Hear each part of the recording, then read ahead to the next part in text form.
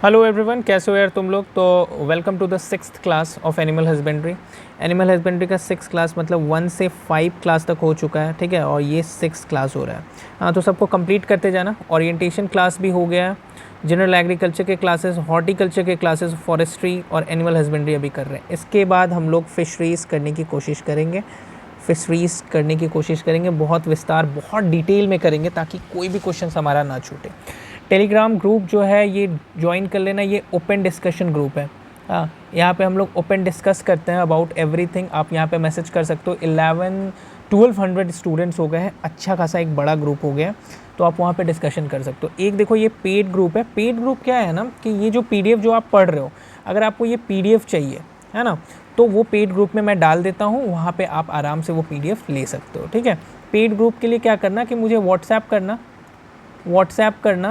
आप कर सकते हो इस नंबर पे 7717733162, है ना, मैं आपको ऐड कर दूंगा, ठीक है। ये पेड है, इसका कॉस्ट, इसका फ़ी मैंने 200 रुपये रखा है, ठीक है। इफ़ यू वांट तो कर सकते हो। अगर आप नहीं करना चाहते पेड ग्रुप में ज्वाइन, तो आप यहाँ से आप जो भी आप अपना नोट्स बना रहे होगे, यहाँ से आप आराम से धीरे धीरे उसको नोट्स को डिटेल करते जाना, ठीक है।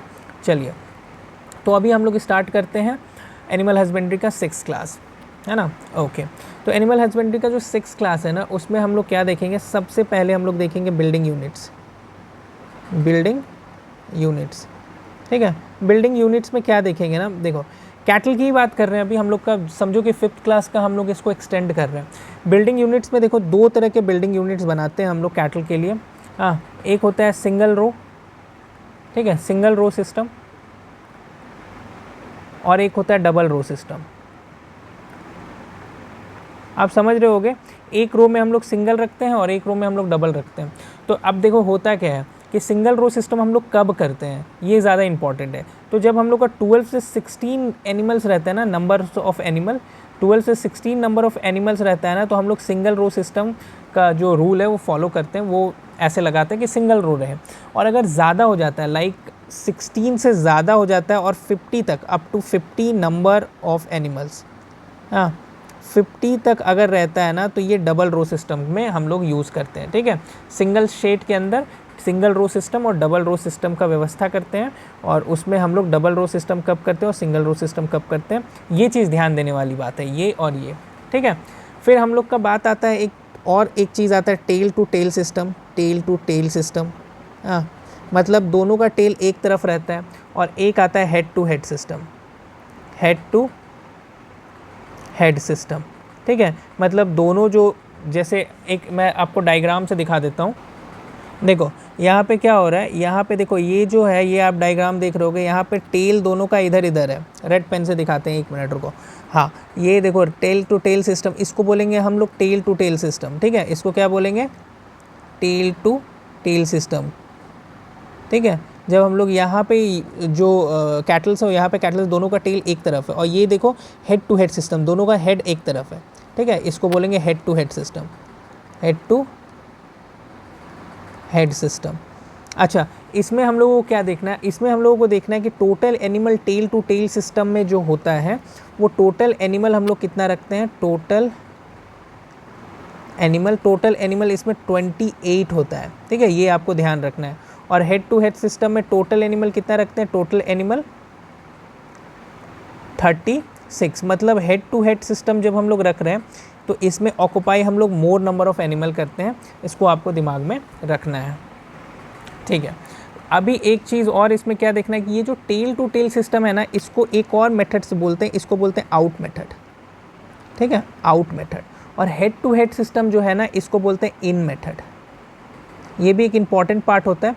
क्वेश्चन घुमा के पूछना है तो ऐसे भी पूछ सकता है कि इन मेथड क्या होता है, आउट मेथड क्या होता है, ठीक है। देखो एक और चीज़ है, मान लो हम लोग काऊ का शेड्स बना रहे हैं, ठीक है। मान लो हम लोग एक काऊ का ऐसे करके शेड्स बनाए, है ना, एक ऐसे ही शेड्स बना देते हैं आपको दिखाने के लिए। देखो काऊ का शेड्स बना, एक बना, दो बना, 2 काऊ का शेड्स हम लोग ऐसे करके बना दिए, ओके, ठीक है। काऊ का शेड्स बन गया। चलो, तो ये जो काऊ का शेड्स हुआ ना, तो इन दोनों के बीच का एक डिस्टेंस होता है, हाँ, ये डिस्टेंस जो है ना दो काऊ के शेड्स का बीच का डिस्टेंस 30 फीट से ज़्यादा होना चाहिए, 30 फीट से ज़्यादा होना चाहिए, मोर देन 30 फीट, ठीक है, ओके। और मोर देन 30 फीट आपको यहाँ पे लिख लो, डिस्टेंस बिटवीन टू शेड्स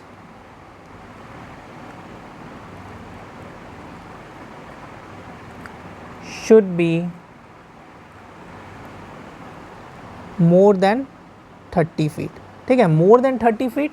और नहीं तो इसका जो हाइट है ना, इसका जो हाइट है, ये दोनों का जो हाइट है, ठीक है, ये दोनों का हाइट है, ये हाइट हुआ ना नीचे से ग्राउंड से, तो और double two the height of building, और इसका डबल होना चाहिए, डबल टू द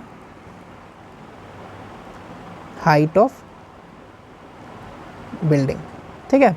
ये भी एक इम्पॉर्टेंट एस्पेक्ट्स है, इसको आप दिमाग में रखना, दिमाग में रखोगे तो सही रहेगा, ठीक है, ओके, ठीक है। चलो कुछ और पॉइंट्स हम लोग देख लेंगे, जैसे एक मिल्किंग बार्न जो होता है जहाँ पे मिल्क निकालते हैं, मिल्किंग बार्न है ना, जहाँ पे हम लोग मिल्क एनिमल का मिल्क निकालते हैं। अच्छा एक चीज़ याद रखो, अगर मान लो हमारे पास 100 आपको कैटल्स हैं, ठीक है, 100 मिल्क कैटल हैं, मिल्क कैटल मतलब जो दूध दे रहे हैं, ठीक है, तो हमारा मिल्किंग बार्न कितना होना चाहिए, आपको ध्यान रखना चाहिए 25% मिल्किंग बार्न होना चाहिए, टोटल नंबर ऑफ मिल्किंग बार्न होना चाहिए टोटल नंबर ऑफ कैटल का। तो हम लोग क्या देखेंगे कि अगर हमारे पास 100 कैटल्स हैं, जो कि 100 मिल्क कैटल आप लोग बोलते हैं, मिल्क कैटल है, यहाँ पे हम लोग लिखे लिए 100 मिल्क कैटल है, तो हमारा total number of milking barn, total milking barn कितना होगा, मिल्किंग बार्न 25, ठीक है, 25% होना चाहिए, ठीक है, ये चीज़ आपको ध्यान रखना है। मिल्किंग बार्न कितना होना चाहिए, अगर 100 मिल्क एनिमल है तो 25% होना चाहिए। 200 रहेगा तो कितना होगा, अगर 200 मिल्क कैटल होगा तो अगर क्वेश्चन ऐसा आ गया तो आप कितना बोलोगे, 50, ठीक है, 50 मिल्किंग बार्न, समझ रहे हो बात को, ओके। नेक्स्ट क्या है, नेक्स्ट एक और चीज़ हम लोग देखेंगे, काल्विंग पेन, जहाँ पे बेबी को हम लोग, जहाँ पे जैसे जो डाउन काल्वर होते हैं, डाउन काल्वर क्या होता है, जो अबाउट एक्सपेक्ट करते हैं, जैसे काल्विंग पेन हम किसके बारे में बोल रहे हैं, फॉर डाउन काल्वर, लास्ट क्लास में मैंने डाउन काल्वर बताया था। अगर मान लो बेबी के 6-8 वीक्स ही बचे हैं बेबी को निकलने में, बेबी जन्म लेने में, कैटल जो होते हैं, कैटल के बेबी को जन्म लेने में 6 to 8 वीक बचे हैं, तो उनको हम लोग डाउन काल्वर बोलते हैं। तो डाउन काल्वर के लिए काल्विंग पेन बनाना है जहाँ पे बेबी होगा, ठीक है। तो देखो total number of down calver कितना होता है, total number of breedable females का 10%, ठीक है। काल्विंग पेन कितना होगा, calving pen equal to 10% of total breedable female stock, ठीक है, इन फार्म में टोटल फीमेल स्टॉक का 10% रहता है, ठीक है। ये चीज़ भी आपको ध्यान में रखना है, ये भी बहुत इंपॉर्टेंट पार्ट है, इसको भी आपको ध्यान में रखना है। अब हम लोग बुल्स कितना रखेंगे, मान लो हम लोग को बुल रखना है, ठीक है, तो बुल्स, नंबर ऑफ बुल कितना रखेंगे, नंबर ऑफ बुल्स, ठीक है, नंबर ऑफ बुल्स कितना रखेंगे, तो देखो 1 बुल फॉर एवरी 50 फीमेल, ठीक है, 1 बुल काफ़ी होता है 50 फीमेल के लिए, ठीक है, ओके। नेक्स्ट क्या है, नेक्स्ट होता है क्वारंटाइन शेड, ठीक है, क्वारंटाइन शेड बनाते हैं। अब जैसे मान लो हम लोग कहीं दूर से लाएं, कोई बहुत ब्रीड्स, बहुत अच्छा सा, बहुत अलग सा ब्रीड लाएं दूसरे एरिया का, क्योंकि वो इकोनॉमिकली बहुत वायबल है, तो हम लोग क्या करते हैं ना, उसको हम लोग 30-40 दिन तक क्वारंटाइन में रखते हैं, अलग रखते हैं, ठीक है। क्वारंटाइन मतलब आपको तो पता ही हो गया होगा, जब से कोविड आया उसके बाद से तो आपको पता ही हो गया होगा इसका मतलब क्या होता है। तो क्वारंटाइन में क्या करते हैं कि हम लोग बिल्कुल अलग रखते हैं, keep animal in quarantine shed for कितने दिन के लिए, 30 to 40 डेज, ठीक है, 30 to 40 डेज आफ्टर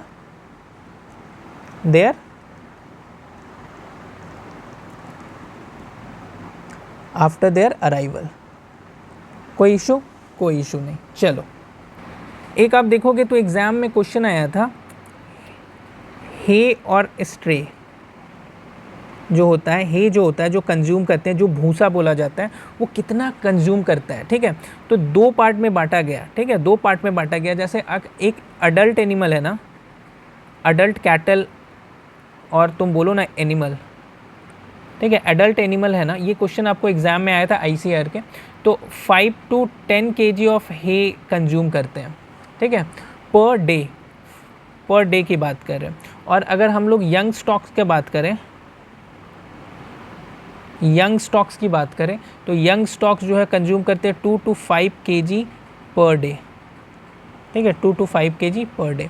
ये दो चीज़ है जो आपको याद रखने की चीज़ है, ये भी इंपॉर्टेंट है। Next, the most important thing, oestrus cycle. ओइस्ट्रस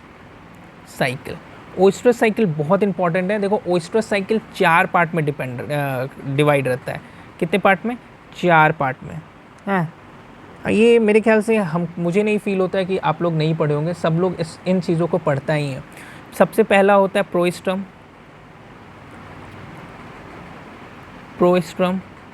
ठीक है, ओइस्ट्रम, मेटओइस्ट्रम, डाइस्ट्रम, ठीक है। 4 पार्ट में डिवाइड होता है ओइस्ट्रस साइकिल। 2018 में हमारा ये क्वेश्चन आया था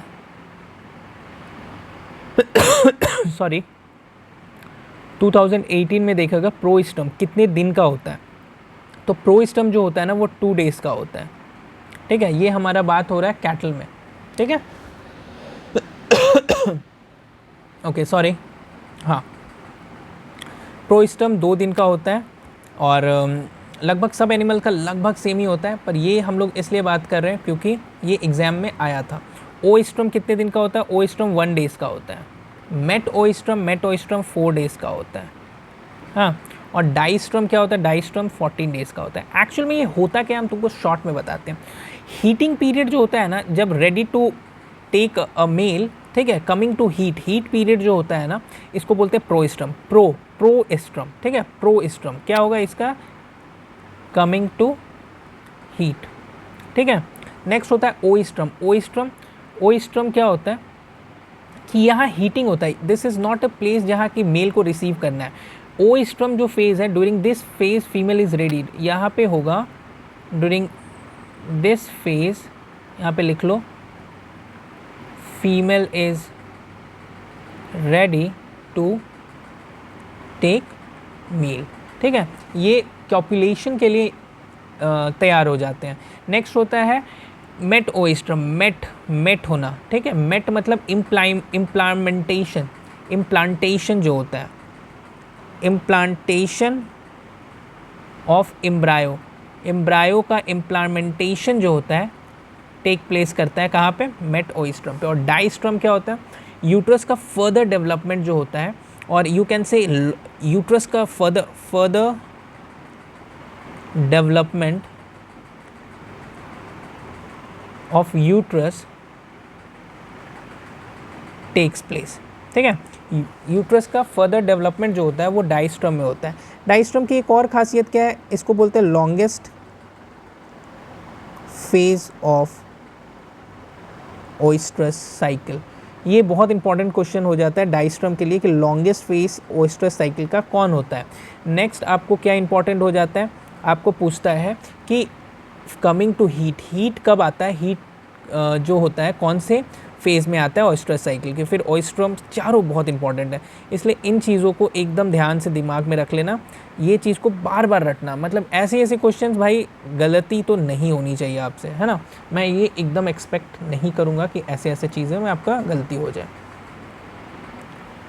ओइस्ट्रम का एक और नाम है, इसको एक और वे से आप याद रखना, इसको पीरियड ऑफ डिज़ायर भी बोलते हैं, ठीक है।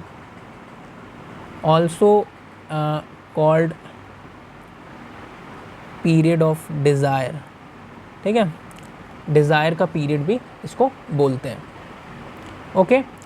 कोई दिक्कत नहीं। चलो इसके डेज़ बहुत इंपॉर्टेंट है, डेज़ ज़रूर याद कर लेना, 1 days, 4 days, 14 days, ठीक है, ये सब आपको याद रखना चाहिए।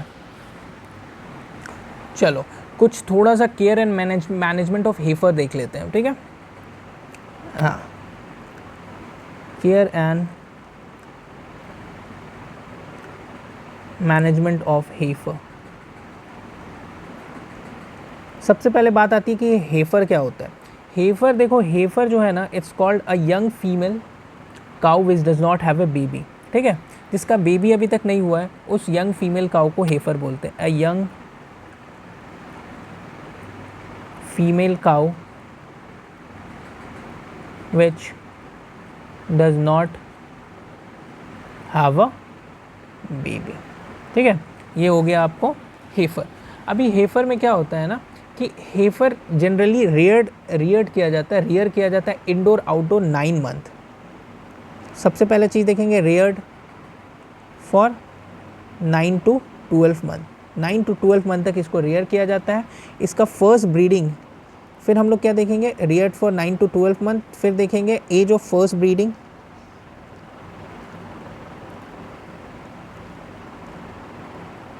As of first breeding, age of first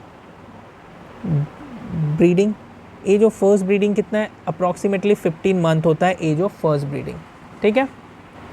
heifer का एक प्रॉपर वेट होता है।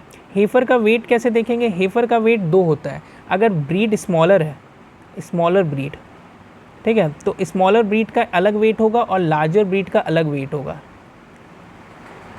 Larger breed. तो अगर हम लोग बात करें स्मॉलर ब्रीड का, तो लगभग 200 से 225 केजी, 225 केजी आपको स्मॉलर ब्रीड का वेट होता है। और लार्जर ब्रीड का बात करें तो 275 केजी तक आपको जाता है लार्जर ब्रीड का वेट, ठीक है। अभी हम लोग बात करते हैं एक हेल्दी एनिमल का। हेल्दी एनिमल जो होता है, हेल्दी हेफर, हेल्दी कैटल जो होते हैं, उसमें कितना वाटर रिक्वायरमेंट होता है। हेल्दी कैटल वाटर रिक्वायरमेंट लगभग 70, लगभग इसमें कितना होगा, 75 to 80 लीटर ऑफ वाटर, ठीक है, ओके। अभी केयर एंड मैनेजमेंट में हम लोग क्या देखेंगे, फीडिंग पार्ट भी देख लेते हैं। ओके, यहाँ पे देख लेते हैं, ठीक है। चलिए, feeding of heifer, feeding of heifer, ये भी एक इम्पॉर्टेंट पार्ट है। फीडिंग ऑफ हेफर में हम लोग क्या करते हैं, फीड करते हैं दो चीज़ क्या क्या फीड करते हैं। एक तो फीड करते हैं हम लोग कॉन्सेंट्रेट फीड, और एक हम लोग करते हैं ग्रीन फॉडर, ठीक है। इसको हम लोग विस्तार से देखते हैं कि अगर देखो हेफर जो है ना, अगर हेफर 3 से 1 ईयर का है, ऐसे कर लो, 3 month से 1 ईयर का हेफर है ना, तो उसको हम लोग लगभग 1 kg तक कॉन्सेंट्रेट फीड करते हैं। अगर 1 ईयर से ज़्यादा है, अबव 1 ईयर अगर है, तो उसको हम लोग कितना फीड करते हैं, 2 kg, ठीक है। और अगर वो आपको, हाँ ठीक है, अभी हम लोग फिर ग्रीन फॉडर का देख लेते हैं। ग्रीन फॉडर में क्या करते हैं कि अगर हम लोग लेग्यूम फॉडर फीड कर रहे हैं, लेग्यूम फॉडर, तो लगभग 10 kg फीड करते हैं, ठीक है। और अगर हम लोग नॉन लेग्यूम फॉडर कर रहे हैं, तो नॉन लेग्यूम फॉडर फीड कर रहे हैं तो लगभग 25 kg, ठीक है। एक और होता है अगर ड्राई फॉडर, और अगर ड्राई फॉडर फीड कर रहे हैं तो अप्रॉक्सीमेटली आपको 3 kg तक हम लोग फीड करते हैं, ओके। तो ये थे important parts, heifer care management, oestrus cycle, quarantine sheds, calving pen, milk barn के बारे में देखा। नेक्स्ट वीडियो में हमने और कुछ भी देखना है, बहुत चीज़ें देखना है, धीरे धीरे करके हम लोग इसको कंप्लीट करने की कोशिश करेंगे जल्द से जल्द, और इसके बाद हम लोग स्टार्ट करेंगे फिशरीज, ठीक है। अभी लंबा चलेगा, एनिमल हस्बेंड्री लंबा है, एनिमल हस्बेंड्री को बहुत डिटेल में पढ़ना बहुत ज़रूरी है, क्योंकि इससे बहुत सारे क्वेश्चंस बनते हैं, है ना। ऐसा नहीं है कि जो मैं पढ़ा रहा हूँ इसके बाद भी मैं बार बार मिसलेनियस चीज़ें निकालूंगा डिफरेंट बुक्स से, डिफरेंट वेबसाइट से, जो भी चीज़ हो सकता है मैं आपको निकाल के वो लाते रहूँगा।